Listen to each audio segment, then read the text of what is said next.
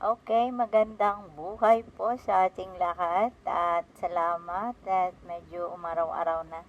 Sobrang isang linggong habagat, bumabaha at lakas ng hangin. Kamusta na po ang lahat? Kahit tayo ay binabagyo, eto may good news tayo. From from my 7 years of struggle ng aking lumang cellphone. Nagpe-fade na siya, 7 years na po ito. Ito po ay Vivo.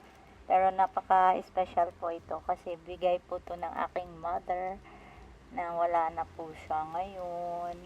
Thank you so much, Mama. But today, we are so happy kasi meron po tayong um, generous heart na bigay ng blessing sa atin.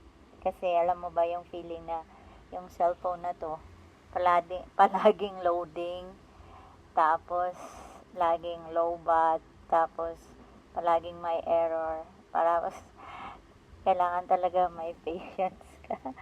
But thanks to this, meron pong kind-hearted, generous heart na nagbigay at i-unbox po natin yung kanyang binigay na Infinix. Nakalagay po, thank you. Ito po yun. Ayan ang ating Infinix smartphone po siya. Infinix 300% Infinix Smart 10. No? Wala po tayong ayan po. Ayan po. Nilagyan na po niya ng ayan ng nilagyan na po ng tawag dito yung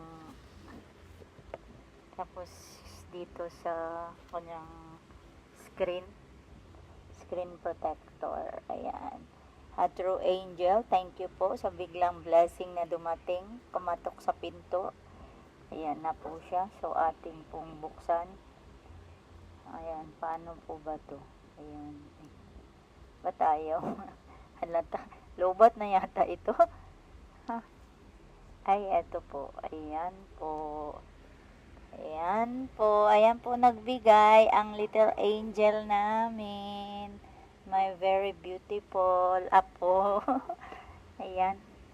So, thank you so much sa pagbigay ng bagong cellphone na to at magagamit natin na malinaw. At super thank you sa aking amazing sponsor. Ayan, wala na pong problema sa lowbat moments during important calls or sa malabong selfies. No more blurry pics. Okay, this is not just a phone, it's a new chapter. Ready na for school, for work, for connecting. Maraming salamat po ulit sa iyong bukal na puso. God bless you.